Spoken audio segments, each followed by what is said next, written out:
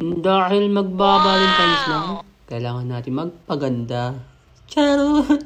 Hindi tayo magpapaganda para sa Valentine's. So, ayun guys, update na tayo sa ating buhay. Ayun, mag-isa pa rin. Hindi tayo magsosolo. Kasi nga, mag-isa nga, diba?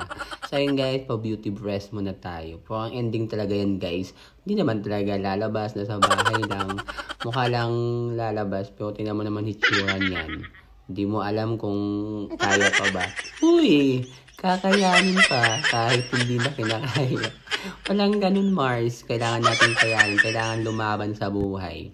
So, kailangan natin muna magpa-beauty rest kasi parang mamaya dumami na naman ating sigitig. So, yun guys, update lang tayo. Nandito lang tayo sa bahay. Natambay lang tayo. Hindi tayo magaganon. So, ayan, kailangan natin maglagay ng mga anik-anik sa mukha kasi daw. Baka daw pumangit. Pumangit. So, ayun guys. Mag-isa na lang at mag-isa. Paulit-ulit sa mag-isa. Pwede ba dalawa na? So, ayan. Ayun na. Tapos na tayo mag-skincare. Daily skincare lang yun guys. Para diba, ma-maintain naman natin yung ganda. Hindi ganda. Kinis lang. Hindi naman yung ganun kakinis. Pero kahit pa paano, nag-iba. So, diba guys? So, ito talaga nangyayari sa buhay natin.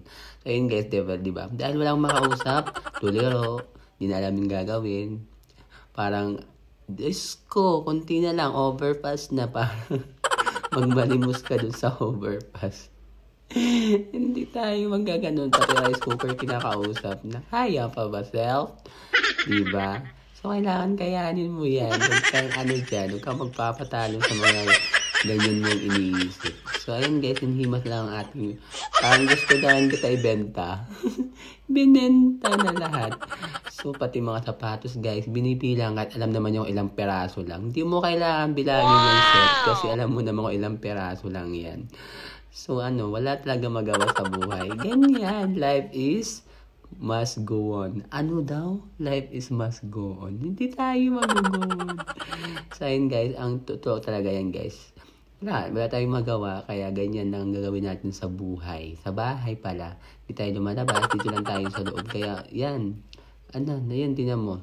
Unti-unti na lang talaga. Mawawala na sa katinuan tong taong to. Hindi tayo mawawala sa katinuan. So, yun guys, hindi ko alam po, dapat kayanin natin, self. Kasi ikaw and me is nag-iisa lang, di ba? So, kaya lover lang. Hindi ka magaganyan. Kung ano man yung iniisip mo, huwag mo nang isipin. Hayaan mo na, lilipas din yan, matatapos din yan. Ang problema may resolve. Lahat yan, may paraan. So, kaya, di ba? Tingnan mo naman, syala-syala lang dapat tayo.